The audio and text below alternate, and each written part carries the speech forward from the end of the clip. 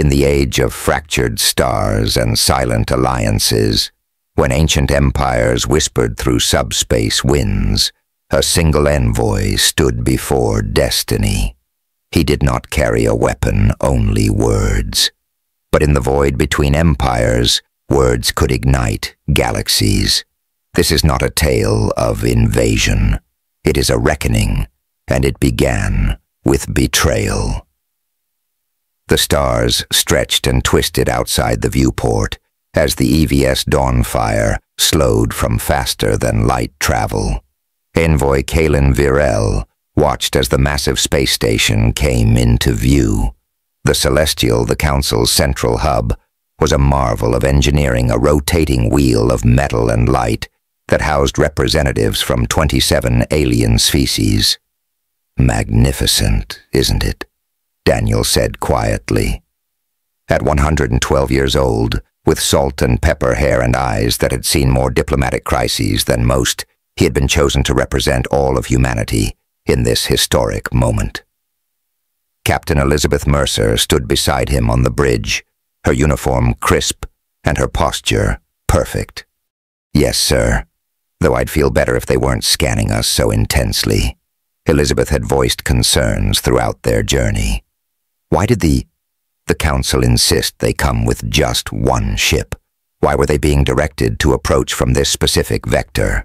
Her military instincts had been on high alert since they'd received the invitation. "Standard procedure, Captain," Dr. Varek Noren said as he joined them. The xenolinguist was studying data on his tablet, though I must admit, these scan patterns don't match what they described in their communications. The EVS Dawnfire was humanity's crown jewel, a diplomatic vessel built specifically for first contact scenarios. Its sleek design housed comfortable quarters for the delegation, advanced laboratories, and state-of-the-art defensive systems. What the Council didn't know was that its technological capabilities were deliberately understated. "We're being hailed," said Lieutenant Paul Martinez from his communication station. On screen, Elizabeth ordered. The view screen flickered to life, revealing a being with mottled blue skin and 4 eyes arranged in a diamond pattern. "EVS Dawnfire. This is docking control. Proceed to Bay 17 following the transmitted coordinates. Deviations will not be tolerated." "Understood, docking control. We're following your guidance," Elizabeth replied. When the transmission ended, she turned to Daniel. "Is it just me? Or was that less friendly than our previous communications?" Daniel frowned. "I noticed that too. Let's stay alert." Dr. Palmer was still analyzing data. "Ambassador, I've been comparing their language patterns with our previous exchanges. There's a subtle shift in tone and formality. They're using more imperative structures and fewer diplomatic courtesies." Daniel nodded. "Keep monitoring.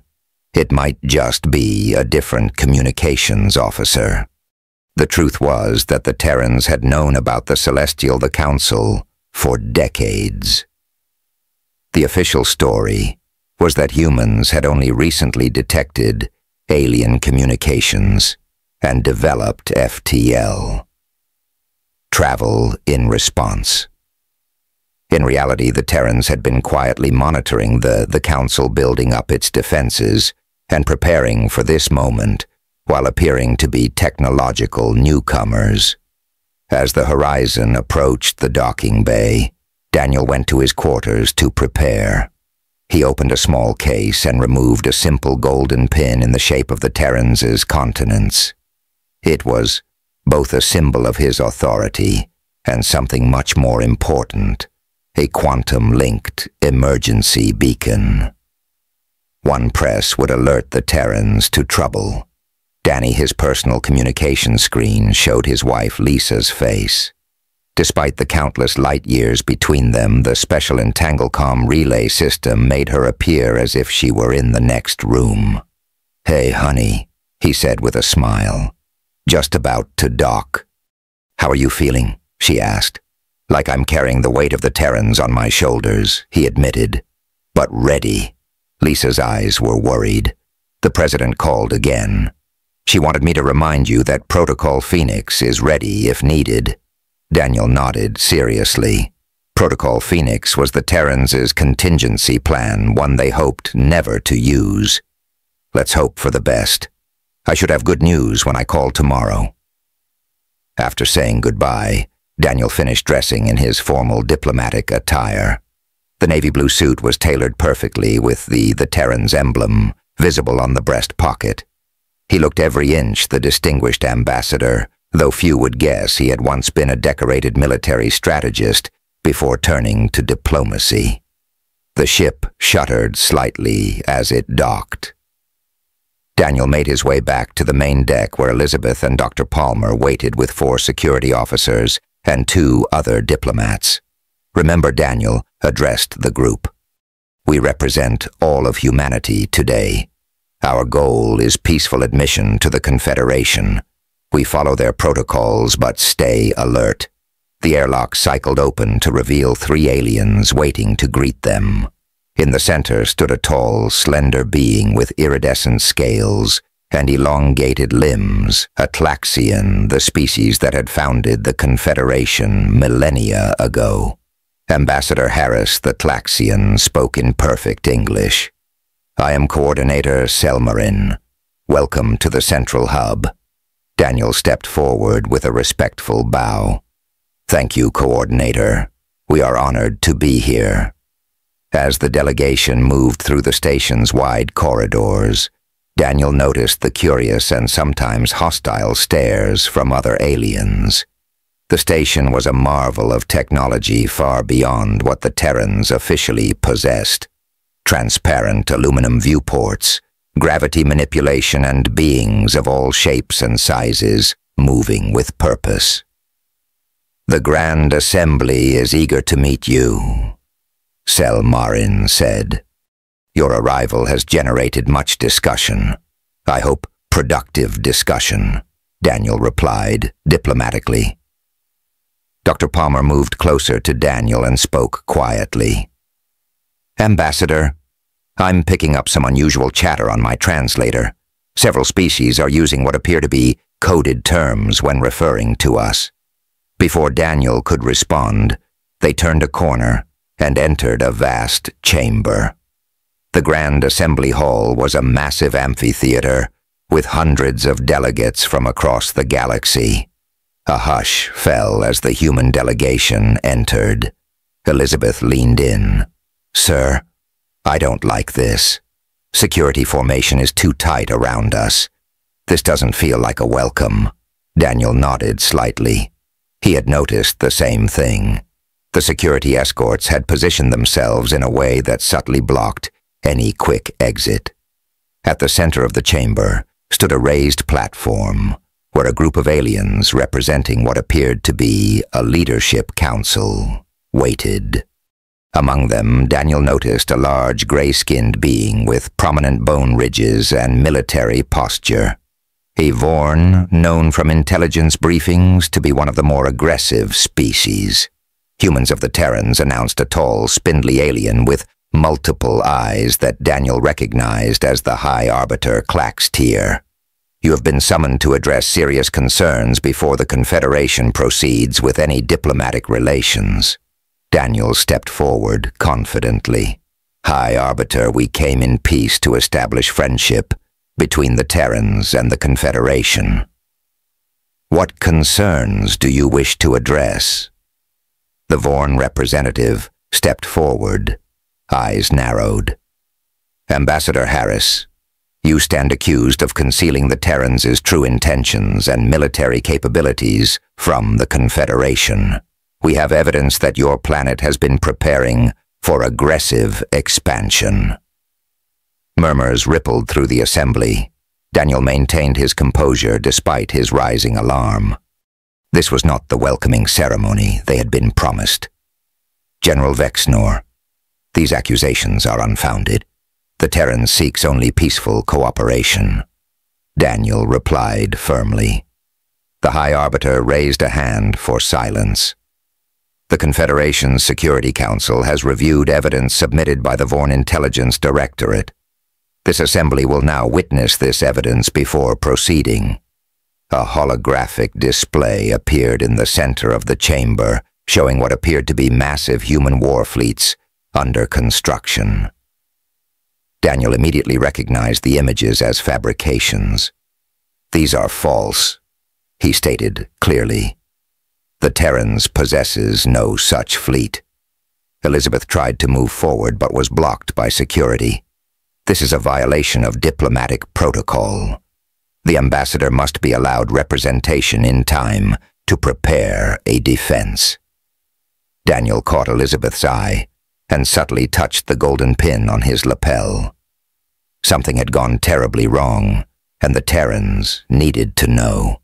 As the false evidence continued to play in the chamber, grew more hostile, Daniel realized with growing dread that this wasn't a diplomatic meeting. It was a trap. The Grand Assembly chamber grew louder as more false evidence was presented against humanity. Envoy Kalen Virel stood firm despite the growing hostility around him. Commander Ria Solari and Dr. Varek Noren exchanged worried glances as their security team was subtly pushed farther back by alien guards. "These accusations are fabricated," Daniel stated clearly, his voice carrying across the chamber. "The Terrans has no secret war fleet.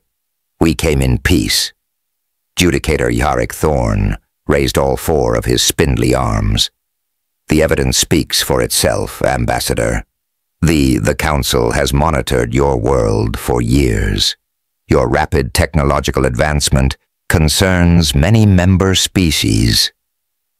Warlord Cathar Vexus of the Carnex Dominion stepped forward, his gray skin looking almost like stone in the harsh chamber lighting. "Humans developed FTL travel mere decades after discovering nuclear fission. No other species has advanced so quickly. This is not natural progress, but preparation for war." Daniel tried to approach the central platform but was blocked. "We advance quickly because it's in our nature to solve problems. We seek knowledge, not conquest." Lieutenant Commander Arik Dren, second in command of the EVS Dawnfire, attempted to signal Captain Mercer from the back of the hall. When their eyes met, he discreetly tapped his communication device and shook his head. The message was clear. All communications were being jammed. On Earth Command, in a modest home outside of Portland, Ayla Virel watched her Entanglecom relay screen with growing concern. The connection to her husband had been strong just minutes ago, but now showed only static. When the I-80 emergency light on her special government terminal began flashing, her heart sank. She immediately reached for the secure phone. "This is Ayla Virel.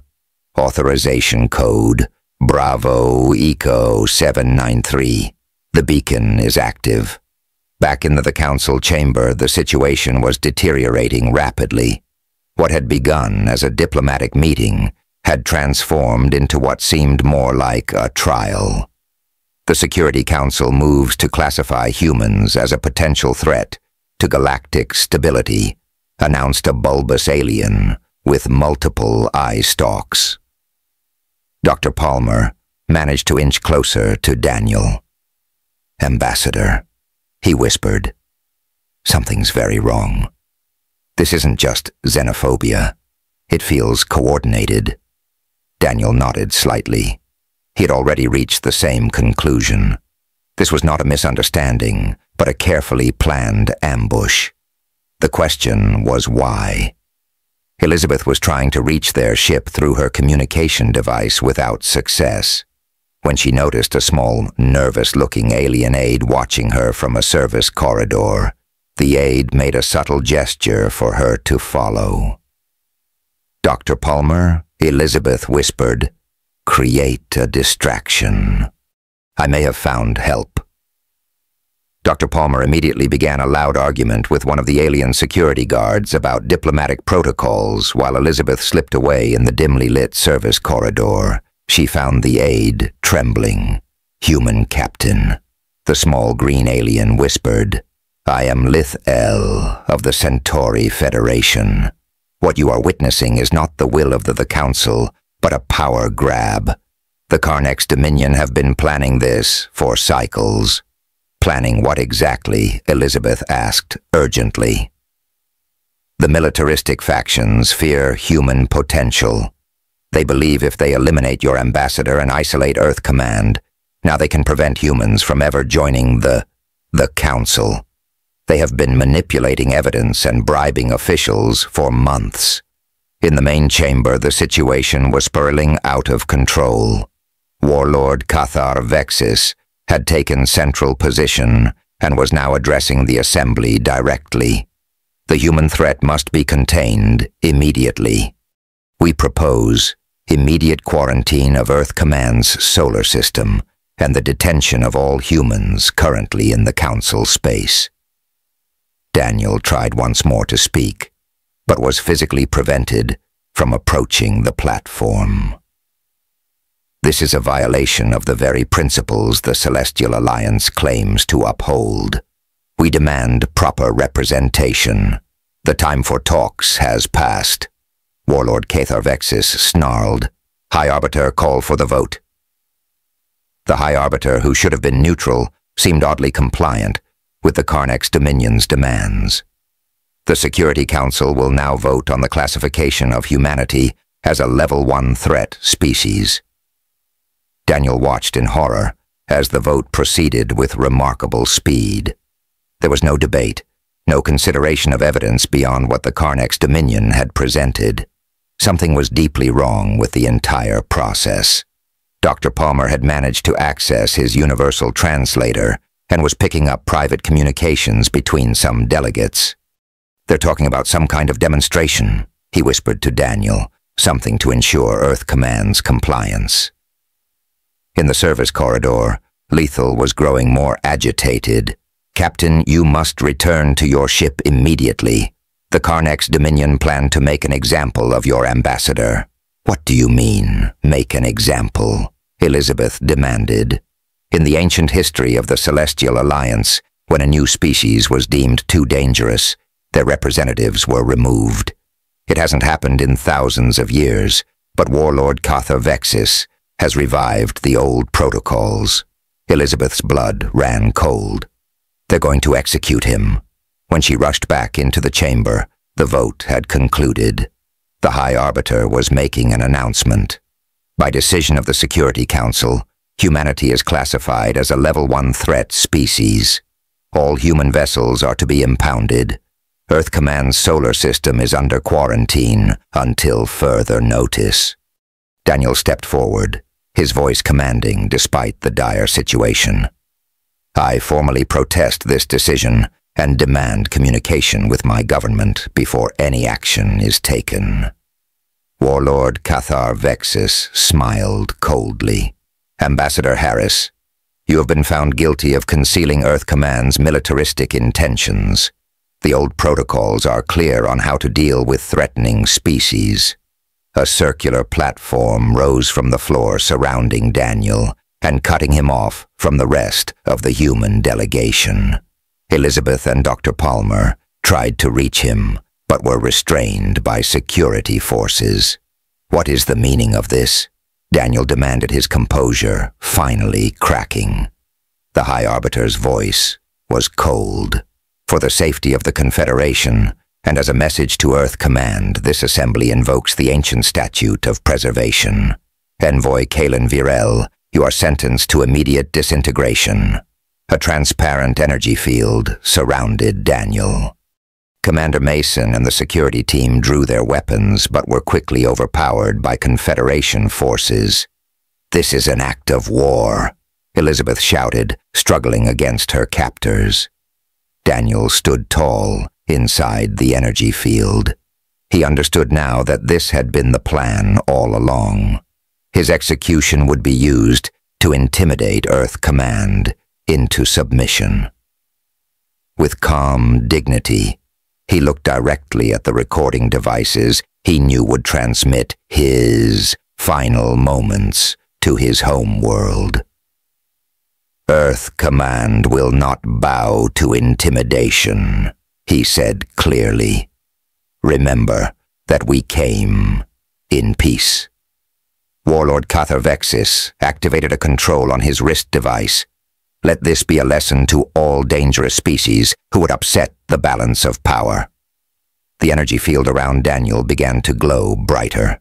In his final moment, he pressed the Golden Earth command pin on his lapel one last time. His last thought was of Lisa and of the home he would never see again. The energy field flashed blindingly bright, and Envoy Kalin Virel was gone. Miles beneath the Antarctic ice, President Laura Wilson stared at the screen in horror. The entire war room had fallen silent as they watched Ambassador Kalin Virel vanish in a flash of light. His final words echoed in the suddenly quiet chamber. "Terran Corps will not bow to intimidation." They executed him. Supreme Commander Darren Thal said, breaking the silence. His weathered face was grim. Just like that, no proper trial, no defense. President Wilson stood up, her eyes never leaving the screen. "How long until the broadcast reaches the public channels 400 microticks?" Madam President said Director Thren Vos, Director of Terran Corps Intelligence Service. "We intercepted it through our entanglement grid. Regular communication channels will receive it soon, and the crew of the Horizon being detained according to our deep cover assets. The Celestial Alliance is placing them in protective custody while they prepare a blockade of our solar system." President Wilson took a deep breath. "They think they have days before we can respond." Warlord Catharvexis stated their forces would be in position within 15 lunar cycles. How wrong they are. She turned to the room of military and civilian leaders. "Activate Phoenix Protocol. Now." The Cryo Command Bastion burst into action. Officers rushed to their stations, security codes were exchanged, and the massive screen at the front of the room changed to display a map of the galaxy with hundreds of blinking lights. Benjamin looked at the President. "Ma'am, once we do this, there's no going back. The Celestial Alliance will know our true capabilities. They executed our ambassador on false charges," Ben Wilson replied firmly. "They chose this path, not us."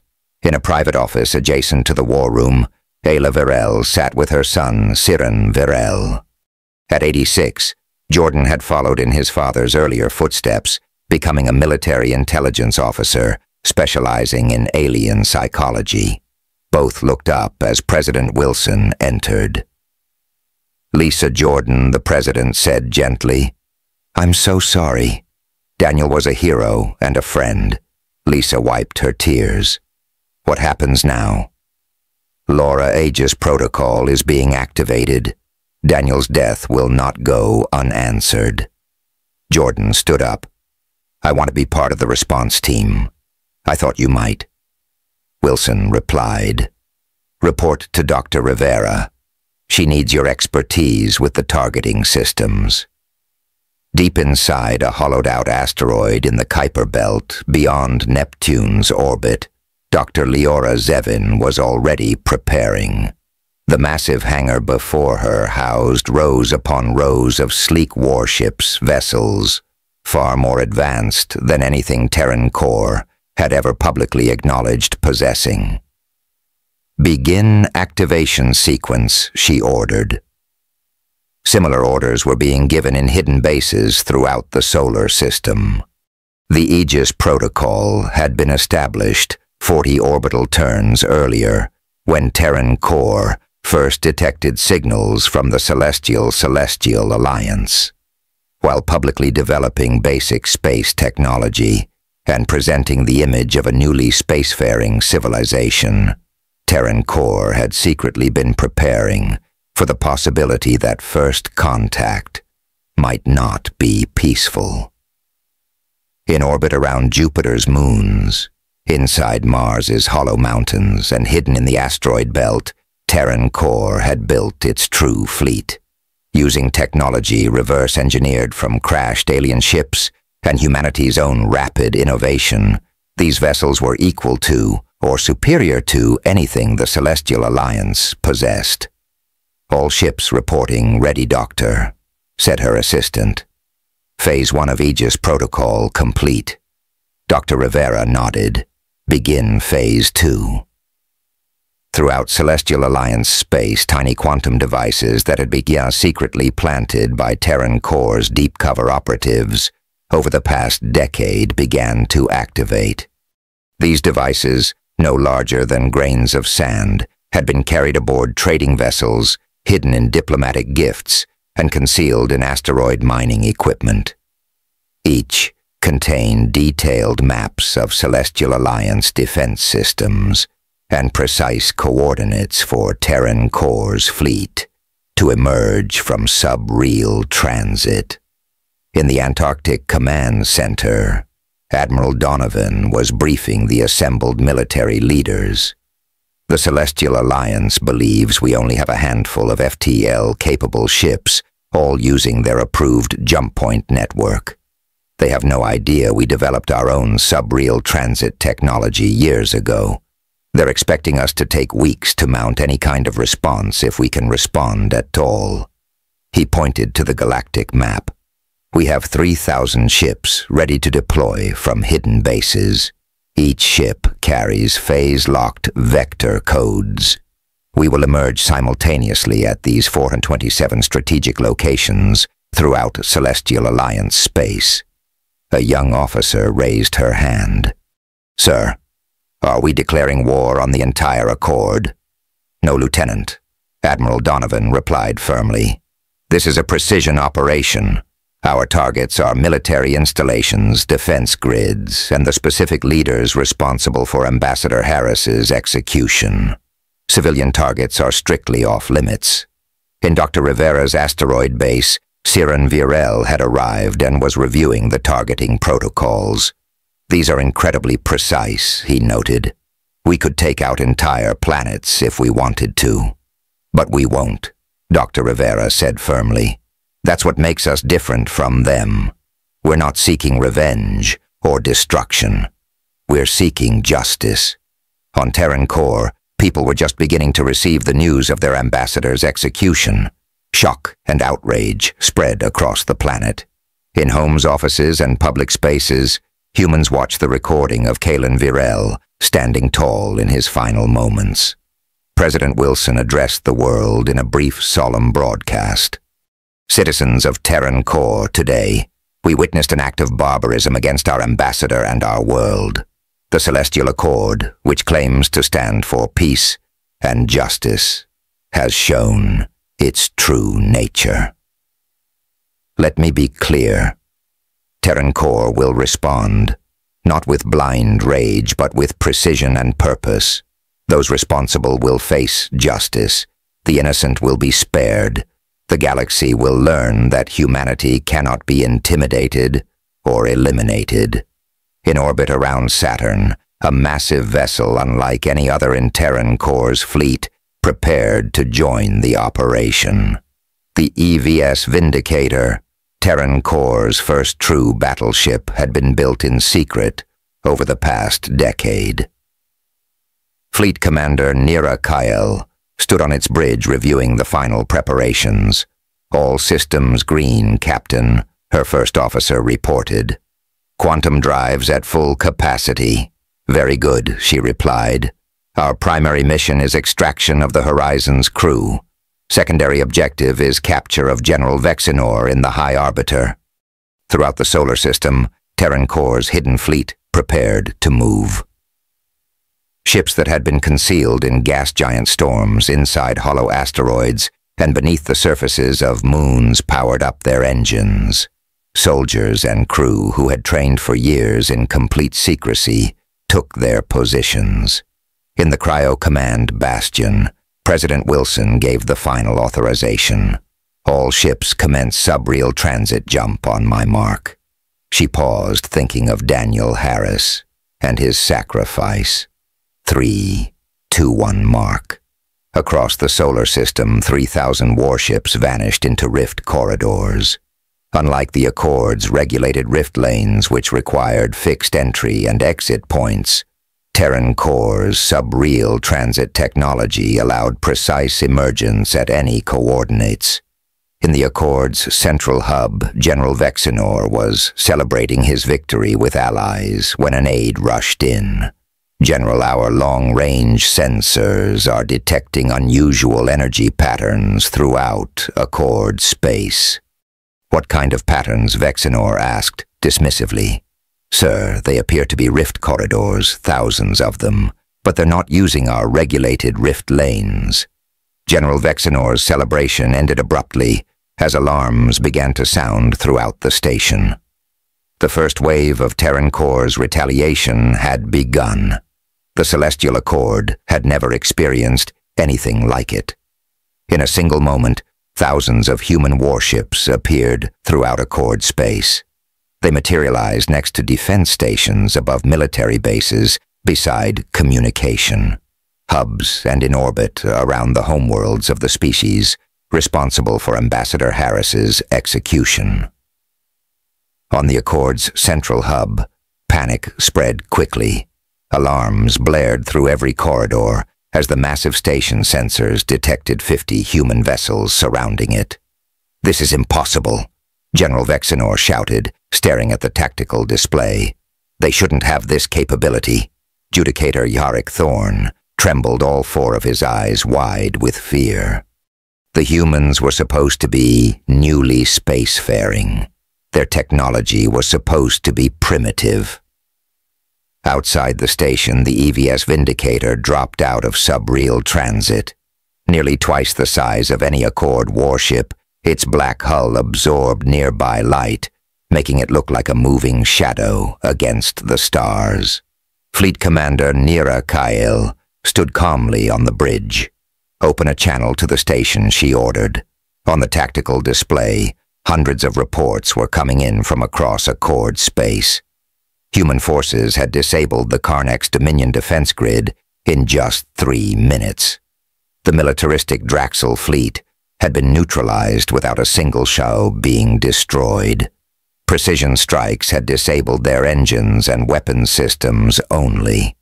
The central hub itself was now completely surrounded, its defense grid offline.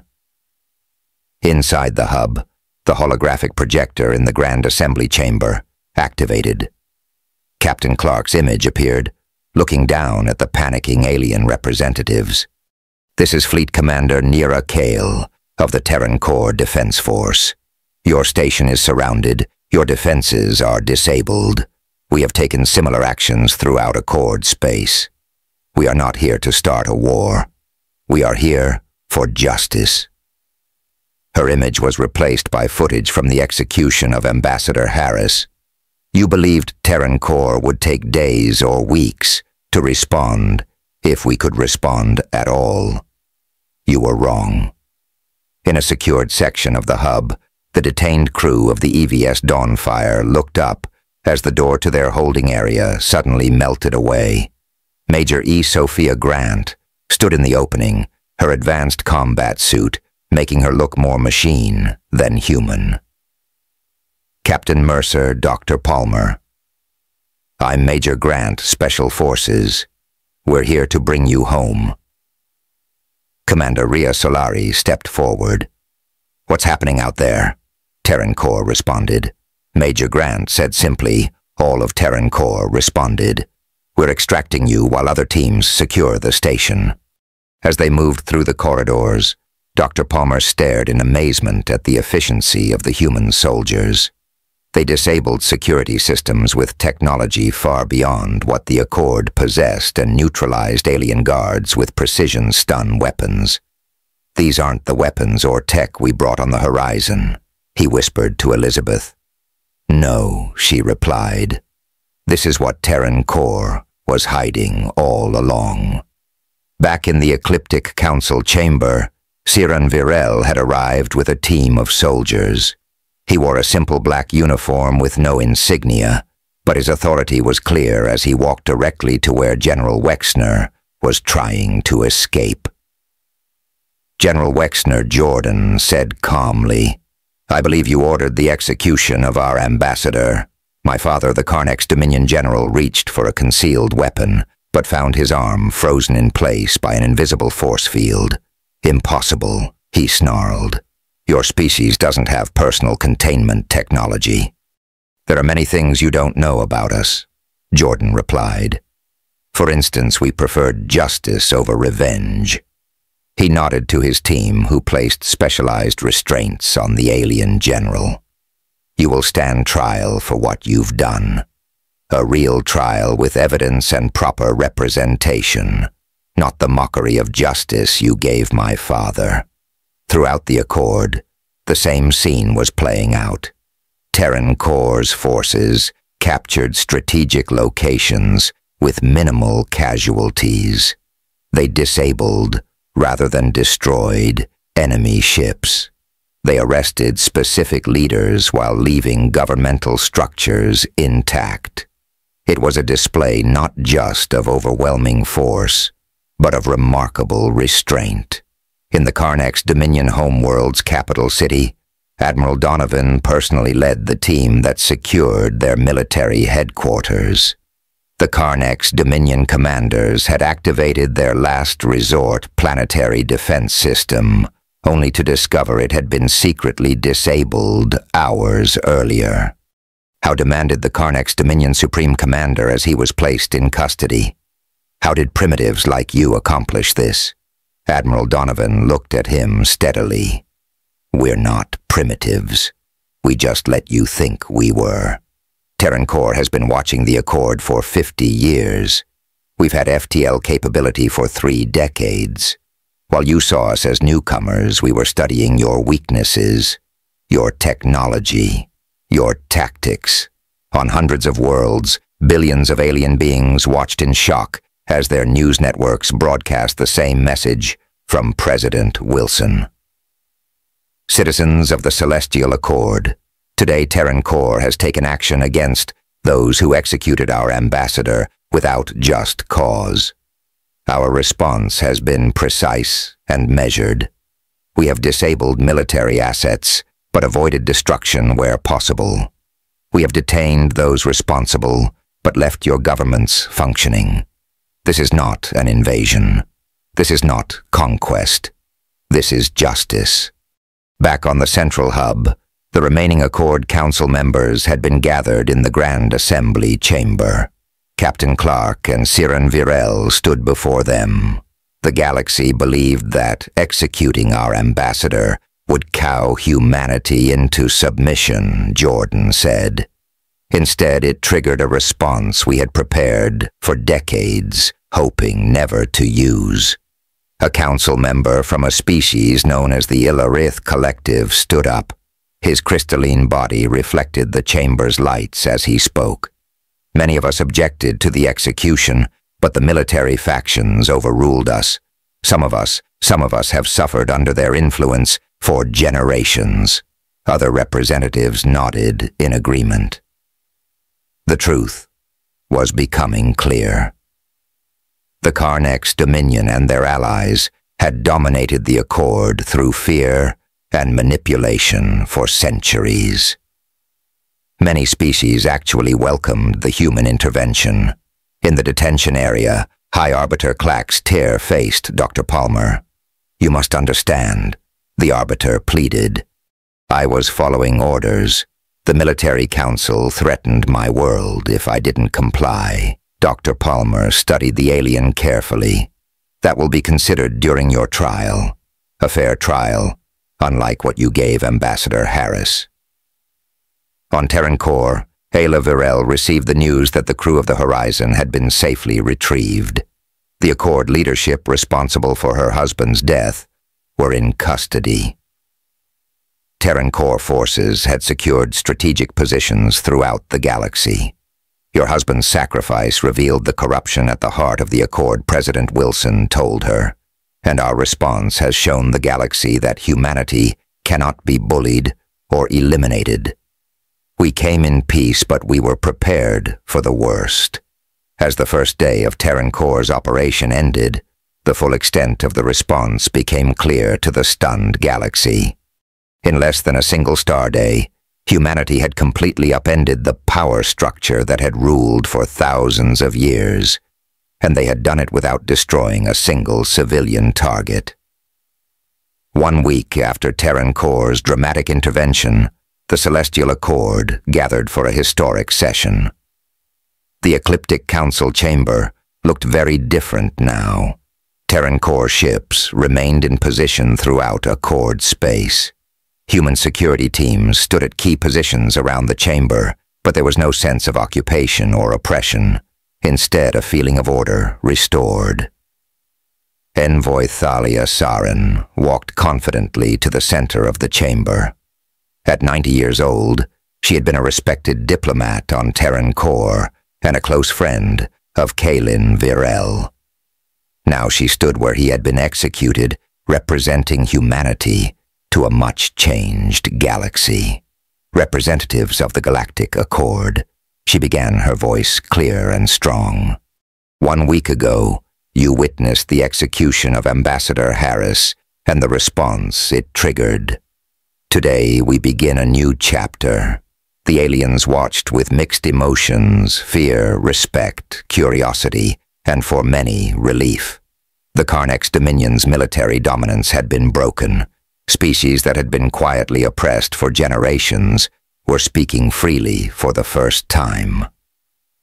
Terran Corps could have responded with destruction. Samantha continued, our fleet had the capability to reduce your military installations to dust. Instead, we chose precision and restraint. We disabled rather than destroyed. We arrested rather than eliminated. We sought justice, not vengeance. In a special viewing area, Ayla Virel and her son Jordan watched the proceedings. Jordan had spent the past week interrogating Warlord Cathar Vexis and uncovering the full extent of the conspiracy that had led to his father's death. The Karnex Dominion and their allies had been manipulating Accord politics for centuries, he had explained to President Wilson. They saw Terran Corps as a threat to their control. They believed executing Dad would intimidate us into isolation. Now, as Samantha Reed laid out Terran Corps' terms for peace, Jordan felt a complex mix of grief and pride. His father's death had exposed corruption that had harmed countless species across the galaxy. Terran Corps proposes the following changes to Accord governance, Samantha announced. First, a new justice system with transparent processes and proper representation for all accused. Second, equal representation for all member species, ending the tiered system that gave military powers greater influence. Third, a truth commission to address past abuses of power. An alien representative from the peaceful Serenari species rose from his seat. His slender blue form bowed slightly in respect before speaking. On behalf of the 17 species who have suffered under the Karnex Dominion influence, we support these proposals. For too long, we have watched the principles of the Accord be corrupted by those with military power. Perhaps it took an outside force, humans, to help us reclaim our founding ideals. Commander Ria Solari and Dr. Varek Norin, now recovered from their ordeal, sat with the Terran Corps delegation. They had spent days debriefing Terran Corps intelligence on everything they had observed during their captivity. The most surprising thing Elizabeth had reported was how many ordinary Accord citizens seemed relieved by our intervention. The Karnex Dominion rule was built on fear, not respect. Now they watched as the Accord representatives voted overwhelmingly to accept Terran Corps' proposals. The galaxy was changing before their eyes. On the Carnex Dominion homeworld, Admiral Donovan supervised the demilitarization process. Unlike traditional conquest throughout human history, Terran Core forces weren't dismantling the Carnex Dominion military entirely, only removing their ability to threaten other worlds. "Your defense systems remain intact," he explained to the new Carnex Dominion civilian leadership. "Your people are safe, but your offensive capabilities are being disabled. The days of Carnex Dominion military intimidation are over." A Carnex Dominion elder, her gray skin wrinkled with age, surprised the Admiral with her response. "Many of us have waited generations for this day.